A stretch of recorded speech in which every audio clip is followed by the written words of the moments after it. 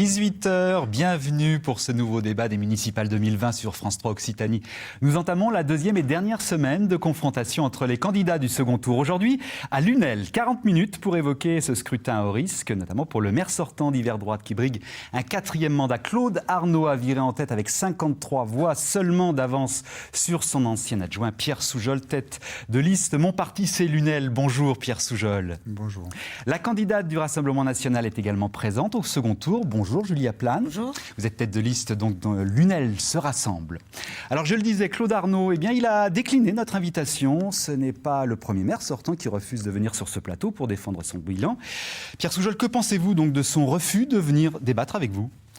Malheureusement, ça confirme ce que je sais déjà, c'est-à-dire que c'est quelqu'un qui refuse le débat contradictoire depuis très longtemps, et donc c'est une dérobade de plus. Moi, je le regrette parce que je pense qu'il y avait un échange direct qui aurait permis d'aplanir bon nombre de propos qui ont été tenus et qu'il ne pourra pas confirmer ici. Julia Plane. Oui, mais écoutez, il est dans une certaine logique depuis plusieurs années. Il refuse la plupart du temps les débats et les rencontres avec la presse. Bon, écoutez, il n'est pas là aujourd'hui. Les absents ont toujours tort. Alors, si vous voulez bien, on va commencer par les enseignements du premier tour, avec une abstention record, 59%. C'est-à-dire que 7000 Lunellois se sont exprimés sur 17 800 inscrits. Claude Arnaud, d'ailleurs, disait « la population a paniqué ». Vous êtes d'accord avec ce constat ? Alors, j'ai fait le contexte dans lequel s'est déroulé ce premier tour des élections est bien sûr à analyser.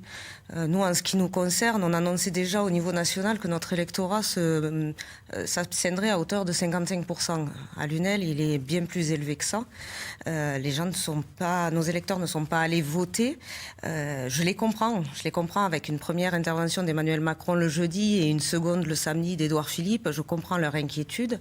Ils ont fait preuve de bon sens et ils ont été disciplinés. Ils sont restés chez eux pour se protéger. Ça reste une grosse déception pour vous, ce premier tour. C'est pas une déception dans le sens où les résultats pour moi ne comptent pas parce que ce premier tour est faussé. C'est une déception parce qu'une équipe de campagne, ses colistiers, c'est une famille et à partir de ce moment-là, on les voit plus. Au soir du premier tour, on les voit plus. On voit plus la population avec qui on a passé plus de 6 mois. Plus ou moins intense, bien que j'ai passé 6 ans à leur côté. Mais voilà, c'est du jour au lendemain de les quitter. C'est la déception dont s'est déroulé ce premier tour et le deuxième tour qui n'a pas eu lieu la semaine suivante. Vous aviez fait 3 points de plus en 2014, oui. Cette fois-ci 21,7%, mais vous êtes relativement confiante sur une réserve de voix. Bien sûr, on a une réserve de voix. Déjà, on aurait dû, la grande surprise, alors la grande gagnante, c'est l'abstention, mais la grande surprise, c'est que nous ne soyons pas arrivés en tête. Il faut quand même avoir l'honnêteté intellectuelle de le dire, puisque nous étions donnés en tête. Maintenant, voilà, je n'en veux absolument pas aux électeurs qui ont pris soin d'eux. Je leur demande de venir voter en respectant les mesures de sécurité et sanitaires qui seront indiquées dans les bureaux de vote. Et si, bien évidemment, ils sont trop inquiets pour venir, je leur demande d'aller faire procuration en gendarmerie. Mais c'est vrai qu'il ne faut pas croire que ce deuxième tour est joué d'avance, que c'est un duel entre Pierre Soujol et Claude Arnaud. Je suis là, bien là, et effectivement, on a une réserve de voix de 3 000 à 4 000. Alors la bonne surprise, en revanche, c'est pour vous. Vous étiez d'ailleurs assez content du score que vous avez réalisé, 27,8%, arrivé donc second, juste vous talonnez le maire sortant. Oui, effectivement, on a créé la sensation. Alors, ça a surpris beaucoup de monde, mais pour tout vous dire, pas spécialement nous, parce qu'un travail de terrain qui datait nous a permis de ressentir cette envie de changement. Les gens attendent un nouveau souffle, une nouvelle dynamique sur Lunel. Il se trouve que nous la représentions.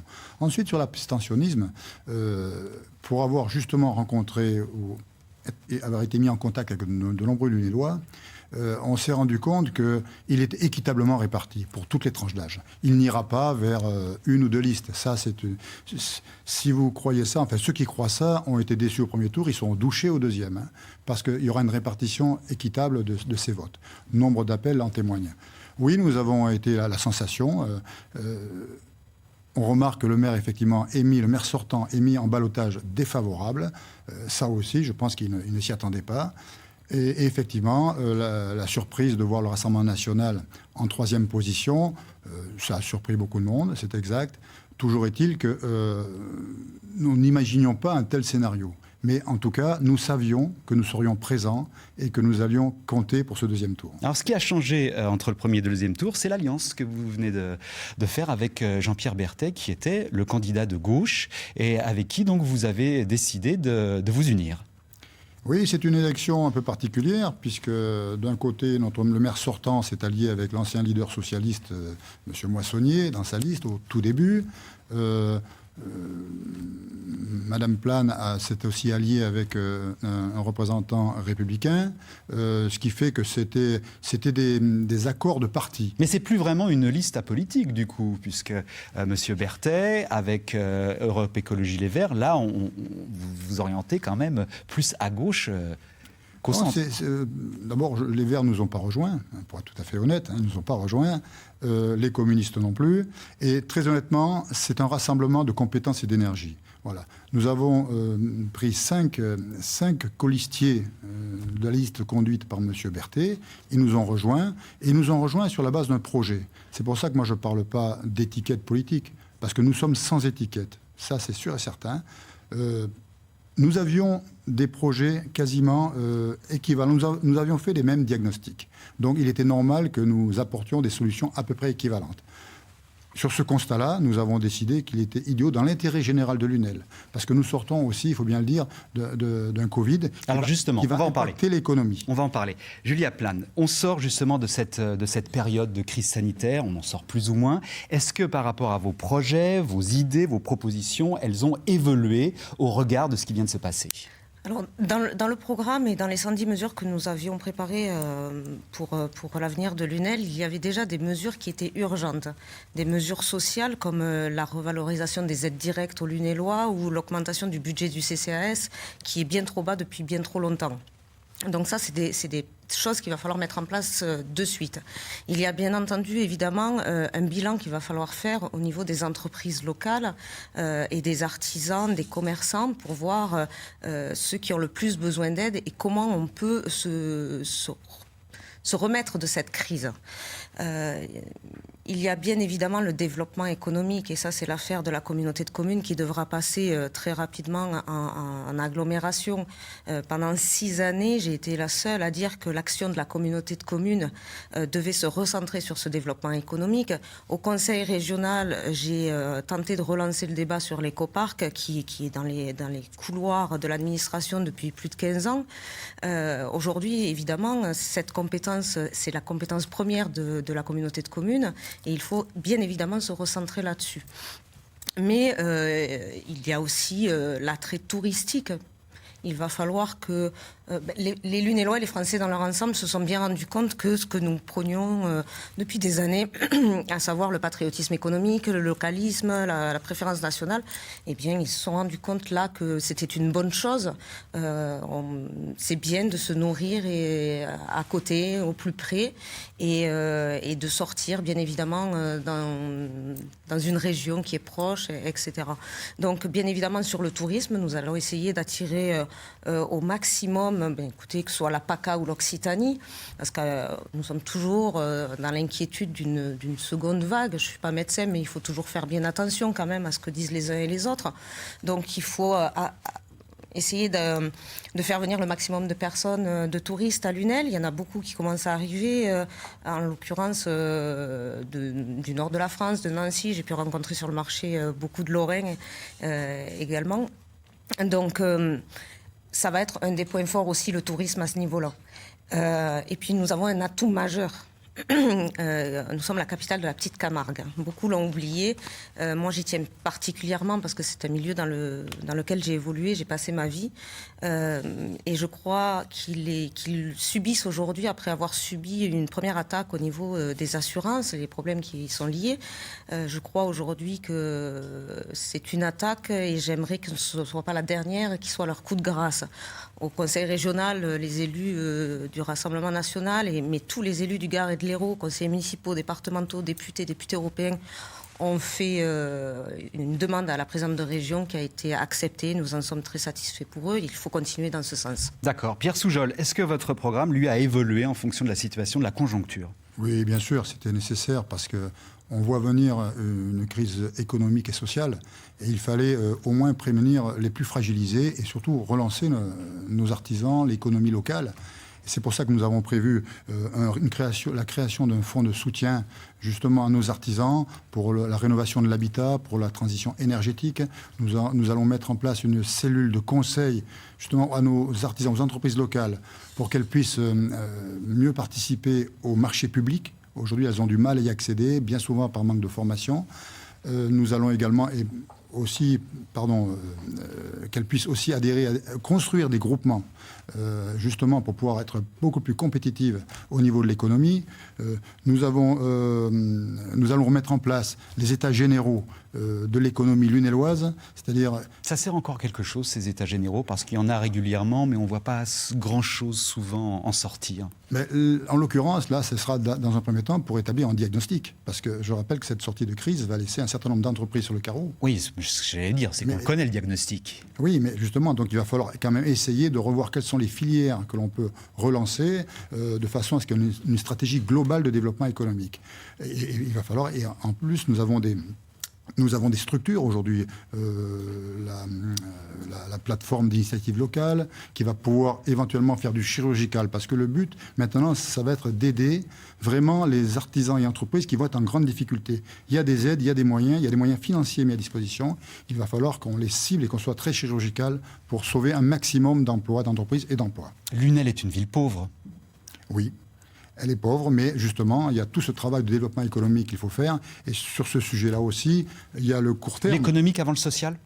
Oh, les deux. Je crois l'une impacte l'autre. Ce manque de dynamisme économique, forcément, crée des difficultés sociales. Mais alors, cette ville de Lunel, elle a cette particularité, c'est d'être un petit peu coincée entre Nîmes et Montpellier. Et donc, finalement, se retrouver dans un no man's land où il est très difficile d'attirer notamment les investisseurs et notamment les touristes qui veulent d'abord et avant tout aller sur le littoral. Bien sûr. Moi, j'ai depuis longtemps fait le constat que nous devions nous rapprocher des communautés de communes ou des communes d'agglos qui sont nos voisines. Je pense à l'occurrence à l'agglomération du Pays de l'Or et les communautés de communes de Côté-Gare, puisque nous sommes, à part le Vidourle, il n'y a que ça qui nous sépare. Donc... je crois que bien évidemment, il va falloir une coopération entre ces communautés de communes. Pourquoi pas créer la grande agglomération de Petite Camargue, puisque nous avons les mêmes traditions, nous avons les mêmes problématiques, nous avons un espace littoral, un espace montagne, la garrigue, enfin, c'est vraiment un micro-espace, effectivement, entre Nîmes et Montpellier. Et je crois que c'est la seule manière pour ne pas être aspiré par Montpellier, en l'occurrence, ce que je ne veux pas. Voilà. Donc, effectivement, et j'ai toujours dit que pour ramener du monde à Lunel et attirer les touristes, il fallait que ce joyau auquel je compare la ville, il fallait en changer son écrin. C'est un écrin qui est abîmé, c'est un écrin qui est vieux maintenant et qui a besoin d'être changé. Et on a des atouts fantastiques, extraordinaires, une faune, une flore, des monuments historiques. C'est toute une histoire, Lunel, une histoire d'hommes, une histoire de bâtiments. Voilà, ça a été un carrefour commerçant. Ça a véritablement une histoire et je crois que ça n'a pas été mis du tout en valeur, en fait. Pierre Soujol, c'est compliqué un petit peu pour vous, justement, le constat vient de faire Julia Plante, parce que vous êtes à la fois candidat, mais vous êtes aussi, quelque part, responsable du bilan de cette municipalité à laquelle vous avez participé pendant pratiquement 12 ans. Vous étiez également en commande en tant que premier adjoint. Oui, alors effectivement, mais moi j'assume, je suis un homme d'action et j'assume totalement ce qui a été fait. Il y a eu un moment où il fallait restructurer cette ville. Elle avait un retard très important. J'y ai participé avec un nombre d'élus. Et aujourd'hui, nous étions arrivés justement à un carrefour où il fallait prendre une autre orientation pour justement développer tous ces déséquilibres qui aujourd'hui minent Lunel. D'abord, il y a un travail sur la proximité, le quotidien des Lunellois, on l'a pas assez. Moi, je l'évoque régulièrement. Ils attendent beaucoup de la propreté, de la sécurité, de la voirie. Donc ça, c'est extrêmement important. Ensuite, effectivement, la difficulté, on l'a évoqué au tout début, si vous voulez, dans le préambule, c'est que lorsqu'on s'est rendu compte qu'il n'y avait plus de possibilité de discussion avec le maire en place, qu'il était enfermé dans des certitudes, que ce projet de reprise de l'économie, de la relance de l'économie, même si c'est une compétence intercommunale, c'est important de le préciser, que cette reprise du cœur de ville, aujourd'hui, qui impacte terriblement notre image, eh bien, il fallait travailler dessus. Et je suis entièrement d'accord avec ce que j'ai entendu, parce qu'effectivement, le tourisme, le patrimoine que nous avons intérieur, mais le patrimoine aussi touristique sur un site Natura 2000, sur toute cette capacité agricole de traitement du bio, parce qu'aujourd'hui, ça va être un enjeu majeur aussi, puisque nous parlions de crise sanitaire. Il faut savoir que la nourriture deviendra aussi un enjeu sanitaire très important. Et tous ces éléments-là, eh bien, il va falloir les intégrer dans une nouvelle politique. Et notre projet regroupe toutes ces dimensions-là. Est-ce que le traumatisme qu'a vécu Lunel en 2013 et 2014, avec le départ d'une vingtaine de jeunes partir faire le djihad, est-ce qu'il est encore présent dans les esprits ou est-ce qu'il a été totalement évacué de la campagne ? Je dirais qu'il s'atténue. Il s'atténue, mais c'est un passé qu'il faut reconnaître, il y a eu lieu. Mais cela dit, comme ça n'a jamais vraiment reflété la réalité de la qualité de vie et de la vie de Lunel. Je parle en tant qu'image, l'image a été... Oui, écoutez, moi je pense que ça s'atténue progressivement et il faudra développer cette image. Moi, quand j'entends Claude Arnaud dire au débat Midi Libre que l'image de Lunel, on se moque de ce que pense le Strasbourgeois ou à Lille, franchement, c'est regrettable parce qu'il faut savoir que l'image, ça impacte non seulement le développement économique, ça impacte le tourisme, c'est regrettable à de nombreux titres. Un maire ne devrait pas dire ça. Donc, c'est le projet que nous allons construire, il est aussi autour de cette image. Cette image se déclinera, bien entendu, sur de nombreuses politiques publiques. Mais Julia Plane, nous y viendrons. Cette image, justement, a été très abîmée à ce moment-là. La municipalité, quelques temps plus tard, avait lancé une grande campagne de communication avec ce jeu de mots « Lunel se dévoile ». Est-ce que c'était suffisant ? Non, je pense que Lunel doit se rassembler. Le nom de la liste est aussi... une réponse à cette campagne désastreuse à l'époque. Nous avions tiré la sonnette d'alarme. J'ai été une des seules à tirer la sonnette d'alarme. Ce qui s'est passé en 2014 et 2015 était là. Bien avant, il y avait un problème et personne n'a su le voir. Et beaucoup en ont souffert et en souffrent encore aujourd'hui. Je crois qu'aujourd'hui, il faut de la sérénité, de la stabilité. Moi, j'essaie de faire les choses avec le cœur. Je suis là pour les Lunellois, dans leur intérêt. Je crois qu'aujourd'hui, ils ont besoin d'un nouveau souffle, qu'une page se tourne. Et on parlait de proximité, bien évidemment, et j'ai pu me rendre compte, effectivement, du manque de proximité qu'il y avait, alors qu'on sait pertinemment que l'élu préféré des Français, c'est le maire. C'est l'élu sur lequel on peut taper, mais aussi qu'on peut féliciter en premier lieu. Et je crois vraiment qu'il doit être à l'écoute de sa population et que sa population doit pouvoir le rencontrer quand elle en a envie. Nous avons mis dans notre programme, il y a trois axes principaux, la sécurité bien entendu, la fiscalité, puisque pendant 6 ans, nous nous sommes battus pour que les taux sur le foncier bâti baissent à Lunel. C'est fait. Non, c'est pas fait. Ça a baissé de 3%. Nous voulions une baisse de 3 points, ce qui est complètement différent. Nous, c'était équivalent à une baisse de 10%, ce qui est notablement plus fort comme action. Et c'est un signal beaucoup plus fort. Et puis, bien évidemment, sur la proximité, je n'ai pas attendu ces élections pour agir en matière de proximité. Quand j'ai pu le constater, il y a une quinzaine de jours, dans une des rues de Lunel, des odeurs nauséabondes qui gênaient bien entendu habitants comme commerçants. Dans le centre-ville qui a été abandonné depuis 40 ans, dont on a fait un enjeu électoral, mais que nous avons dans le cœur, et moi particulièrement parce que j'ai de beaux souvenirs dans ce centre-ville. Qu'est-ce qu'il faut faire pour ce centre-ville? Parce qu'il revient dans toutes les conversations, les commerces ferment, l'activité décline. Qu'est-ce qu'il faut faire? Il faut faire du remembrement urbain, il faut faire de la végétalisation, il faut mettre de la sécurité, plus de sécurité. Pourquoi pas piétoniser certaines rues pour que les Lunélois puissent se balader tranquillement. Il faut bien entendu attirer de nouveaux commerces, des commerces pérennes, pas des commerces qui ferment au bout de 3 mois ou au bout de 6 mois, des commerces divers et variés. Et je crois qu'on peut retrouver... Alors, je parle avec des places de parking, j'ai vu sur votre programme. Avec des places de parking, bien évidemment. C'est faire revenir les voitures en centre-ville. On m'a répondu qu'il y avait assez de places de parking en conseil municipal.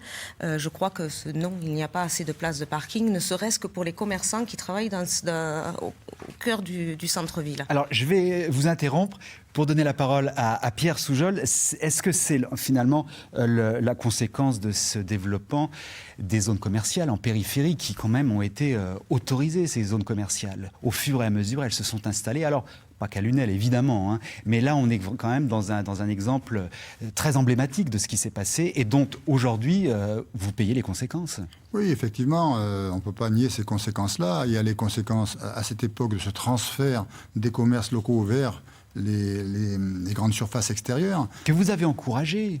Ah oui, mais ça date. Vous savez, c'était avant même que nous arrivions. Donc maintenant, on assume les conséquences de tout ça. Mais à une certaine époque, peut-être qu'il fallait aussi développer une certaine forme de commerce, parce que c'était peut-être pas si évident que ça de maintenir le commerce à l'intérieur. Je ne sais pas, évidemment, moi, dans l'idéal, on rêve tous de retrouver ces commerces au cœur de ville. Et on sait qu'il faudra redynamiser ce centre-ville.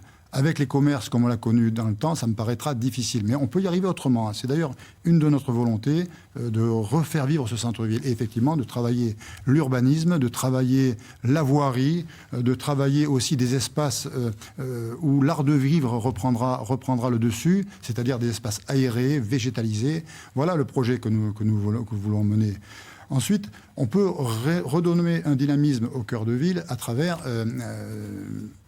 d'autres commerces. Je parlais des artisans, d'art. Je rêve aussi dès que l'on pourra faire venir des résidences intergénérationnelles au cœur de ville, parce que c'est faire venir des populations qui ne prendront plus la voiture, qui iront aux petits commerces locaux, qui vont pouvoir redonner cette vie qu'on attend pour ces cœurs de ville. Donc voilà, il y a des solutions. Elles ne ressembleront pas à celles qui ont existé dans les années 60-70, mais on redonnera de la vie à ce cœur de ville. Les moyens existent.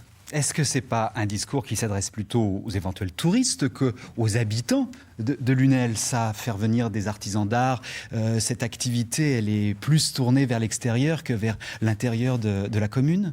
Elle est tournée pour tous, hein, y compris les habitants. C'est quand même agréable d'avoir des rues qui sont vivantes, des rues agréables.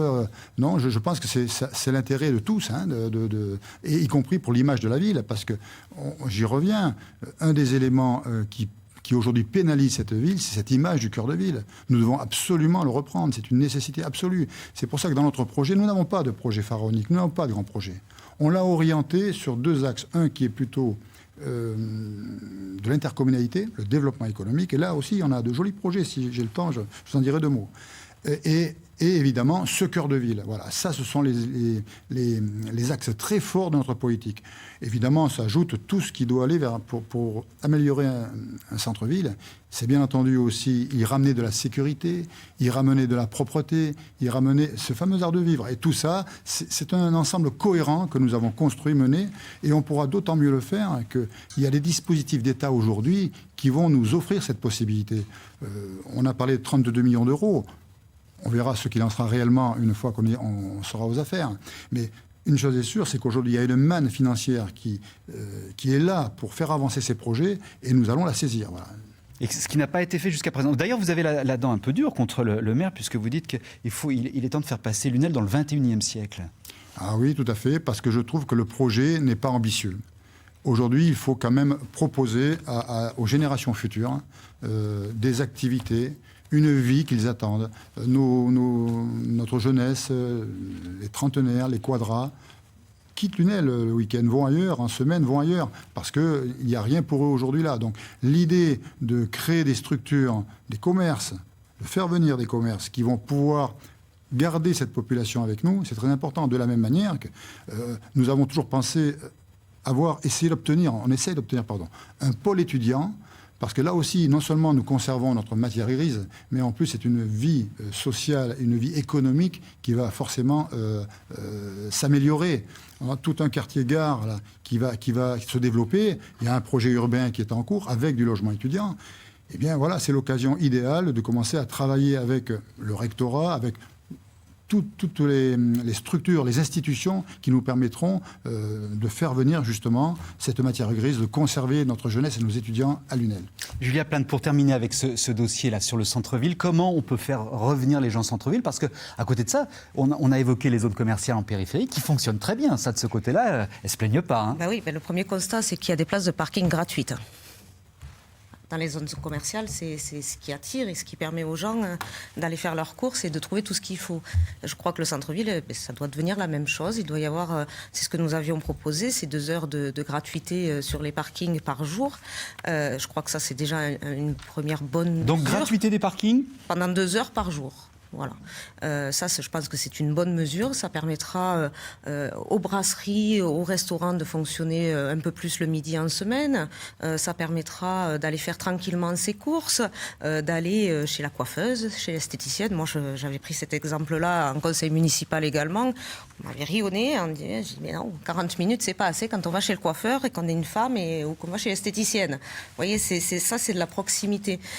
Nous, en ce qui concerne le centre-ville, bien entendu, il y a les 32 millions d'euros. Moi, je suis un peu comme Saint-Thomas. J'attends de voir s'ils arrivent bien pour en parler et pour envisager tout ce qu'on va faire sur le centre-ville. Mais la première des choses, on parlait de proximité, c'est de nommer un élu délégué au centre-ville qui va faire remonter à ses collègues adjoints toutes les problématiques du centre-ville.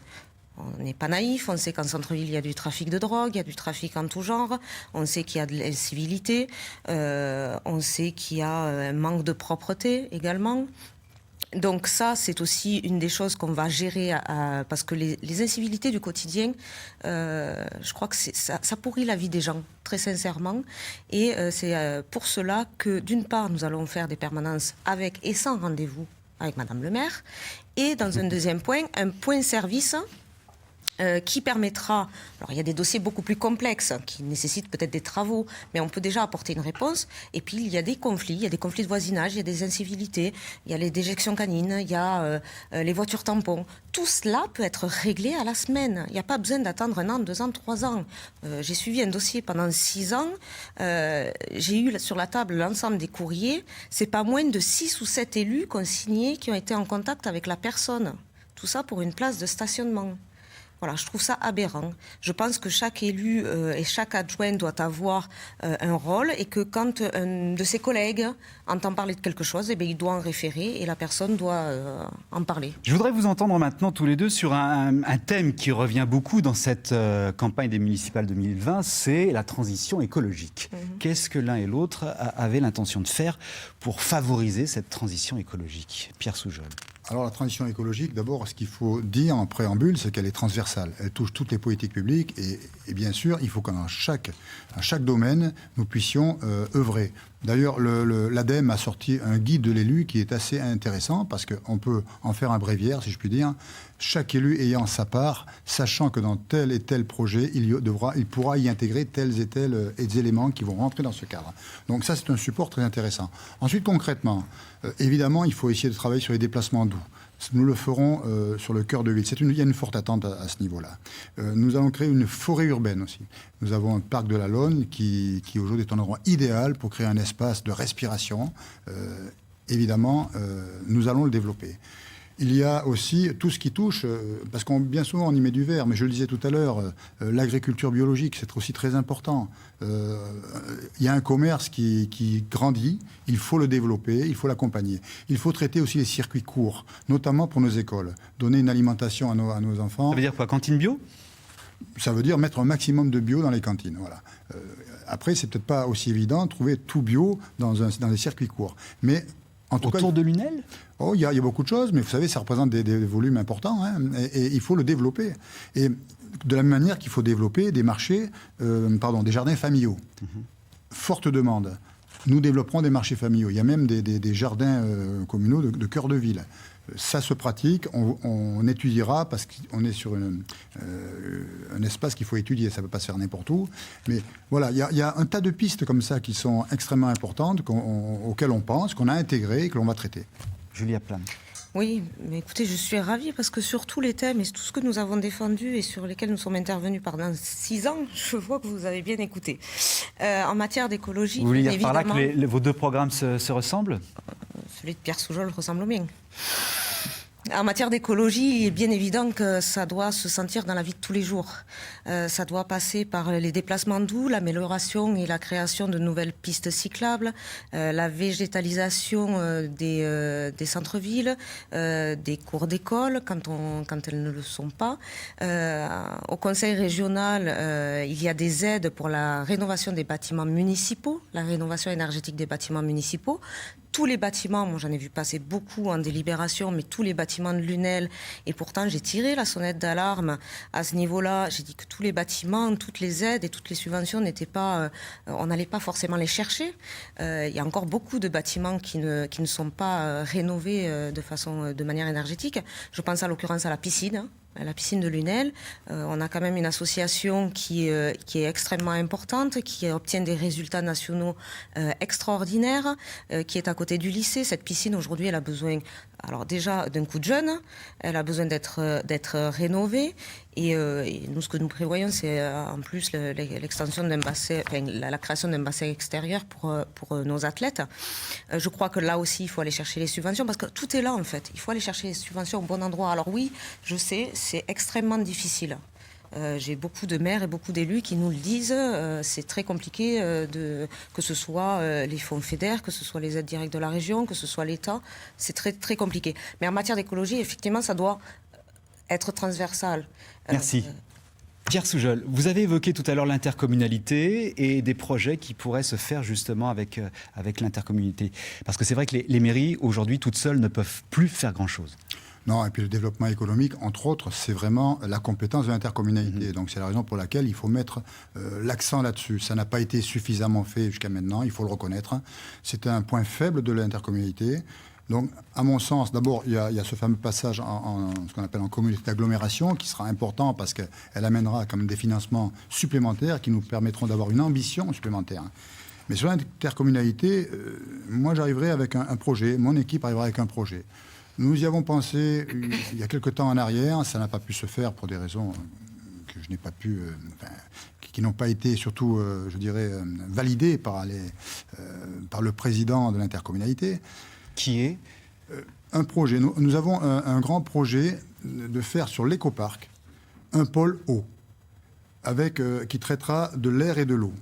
Nous avons une situation, un territoire qui a toutes les ressources en eau. Nous avons un fleuve, nous avons un étang Natura 2000, un canal, nous avons la mer, nous avons des piscines privées. Bref, il y a un marché autour de l'eau, la qualité de l'eau et même l'agriculture.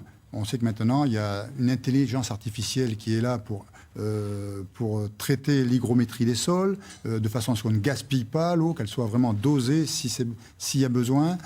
Et je pense qu'on peut mener à bien ce pôle air-eau, parce qu'on y ajoute l'air maintenant, l'eau, d'autant plus que nous avons un appui extraordinaire avec des entrepreneurs, dont un qui aujourd'hui est vice-président d'un syndicat des métiers de l'eau, qui est prêt avec nous à porter ce projet et à faire en sorte que l'UNEL soit repéré comme un espace moderne, innovant sur ce secteur. Je pense même qu'on pourrait l'associer en passerelle dans le cadre d'une métropole coopérative avec la métropole qui, elle, aurait le pôle innovation. On pourrait en même temps essayer de développer une filière scolaire au lycée BTS filière eau. Enfin bref, un grand projet que je suis en train de construire, et j'ai vu, je ne le fais pas au hasard, hein, c'est traité avec des chefs d'entreprise. C'est un vrai projet majeur qui traitera à la fois de l'écologie sur des sujets importants, l'eau, une matière dont on connaît l'importance aujourd'hui, mais qui demain le sera encore davantage. Ça, pour moi, ce sera un fil conducteur du développement économique, bien sûr, mais auparavant, je vais quand même dire que sur cette intercommunalité et sur ce développement économique, nous avons des entreprises locales qui, aujourd'hui, attendent de s'agrandir. Elles attendent du foncier, elles attendent qu'on leur rouvre des espaces. il faut d'abord commencer par ça. Mais derrière, il y a un vrai projet porteur que nous allons essayer de mener.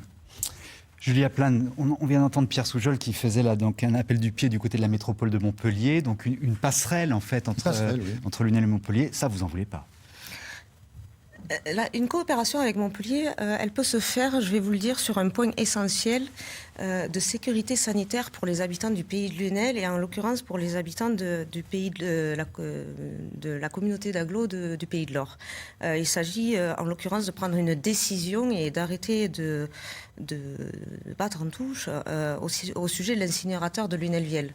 Incinérateur qui, vous le savez, a des grosses difficultés depuis plus de 2 ans maintenant, avec un débat sur la fermeture d'un four.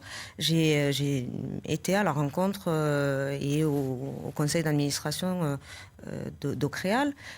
Il est bien évident que là, dans l'intérêt, c'était évident qu'à un moment donné, il fallait fermer un four. Mais pour ce faire, il faut que nous travaillions en coopération. Et c'est là, à la limite, où je rejoindrai Pierre Soujol sur la coopération avec la métropole et en l'occurrence Montpellier. Parce qu'aujourd'hui, l'UNLVL accepte des déchets de Montpellier et je pense qu'il faut trouver une solution cohérente et pérenne pour la gestion des déchets de Montpellier. Il n'y a qu'avec cette raison-là que nous pourrons fermer un four. Aujourd'hui, la région a la compétence de la gestion du plan de la gestion des déchets. Carole Delga s'est engagée aussi à ce niveau-là à être très vigilante et à rencontrer les partenaires pour que Montpellier puisse trouver une solution à son niveau. Mais après, non, je ne crois pas sincèrement que nous devions nous faire aspirer par Montpellier parce que nous avons déjà un territoire bien défini. Et si nous voulons peser dans la balance, il faut que nous nous associons avec les communautés de communes alentours et voisines. Ça vaut pour le foncier, par exemple, mais ça vaut aussi fiscalement. Nous avions prévu une baisse de 3% de la CFE pour les entreprises. Je pense que là, en l'occurrence, après la crise sanitaire que nous venons de traverser, je crois que ce sera une bouffée d'air pur pour les entrepreneurs et les... Avant de vous donner le mot de la fin, le mot de la conclusion, parce qu'on arrive au terme de ce débat, Pierre Soujol, là, on n'a pas parlé fiscalité, c'est peut-être le moment. Oui, juste avant de parler fiscalité, je veux juste te dire quand même que dans mon propos tout à l'heure, je n'étais absolument pas sur l'intégration de la métropole. Parce que, évidemment, le projet de la communauté d'agglomération, c'est au contraire d'aller vers le pays de l'Or, si possible, parce qu'on aurait une façade, je dirais, littorale qui serait extrêmement porteuse pour l'image de notre ville. C'est ça le vrai projet auquel je pense. Mais évidemment, ça ne se fera pas comme ça. Il faut avoir l'aval de l'autre intercommunalité, de l'autre communauté d'agglomération, pardon. Voire aussi travailler des passerelles avec le pays, avec le Gard, le pays saumillois, parce que nous sommes très proches, nous avons des bassins qui communiquent énormément. Donc, c'est ça la vérité. Non, je parlais bien tout à l'heure de métropole coopérative. Allez, il vous reste 1 minute, Pierre. Bon, voilà. Sur la fiscalité. Alors, la fiscalité... Ou sur autre chose, c'est vraiment le mot de la fin. Non, mais la fiscalité, je le partage tout à fait. Cette ville avait besoin de se restructurer, ça a été fait. J'estimais que nous arrivions à un stade où maintenant il fallait donner du pouvoir d'achat et surtout rendre de l'attractivité à cette ville. Les taux d'imposition sur le foncier bâti aujourd'hui pénalisent vraiment l'attractivité de cette ville. Donc je partage cette idée. Simplement, parce que j'ai un côté pragmatique, pendant longtemps il a fallu redresser cette ville. Donc nous y sommes arrivés. Sur le mot de la fin, je vais vous dire, moi aussi, je veux faire de cette ville la ville de la Petite Camargue, la capitale de la Petite Camargue. Nous avons un potentiel énorme, un potentiel naturel, Natura 2000. On a un potentiel historique. On a un positionnement idéal entre 2 grandes métropoles, une sortie d'autoroute. Vraiment, je crois que cette ville, elle attend qu'une chose, c'est qu'on lui permette d'exprimer tout son potentiel. Notre équipe, nous allons faire en sorte qu'elle puisse exprimer tout son potentiel. Merci. Je vous laisse pour la conclusion. Julia Plane, vous avez moins d'1 minute. Mais, en matière de fiscalité, je crois que nous avions raison depuis le départ. Effectivement, il fallait restructurer cette ville, mais à partir d'un certain moment, il fallait progressivement baisser les taux. Ce que vous n'avez pas fait parce que vous avez été aux responsabilités en tant que premier adjoint et vous avez donné cet accord en votant systématiquement les 5 dernières années pour le maintien de ces taux prohibitifs. Ça, c'est une première chose. Ensuite, je pense que, voilà, c'est ce que je disais en début de propos, c'est que je crois que cette ville a besoin de sérénité, de stabilité. Nous avons une équipe dont je suis extrêmement fière, qui est issue de tous les milieux sociaux, de tous les milieux professionnels, de tous les quartiers de Lunel et qui est vraiment ancrée dans la réalité. Et nous avons une volonté politique. Je l'ai montré durant ces 6 années de mandat. Je crois que les Lunellois s'en sont rendus compte. Je n'ai pas attendu les 6 derniers mois au moment des élections pour dire ce que j'avais à dire. Et je crois qu'ils s'en sont rendus compte et je compte sur eux. Merci beaucoup à tous les deux d'avoir participé à ce débat sur Lunel. Rendez-vous donc dimanche, le 28. En attendant, prochain débat sur France 3. Il s'agira de la ville de Frontignan. Passez une excellente soirée. Et merci encore. Merci.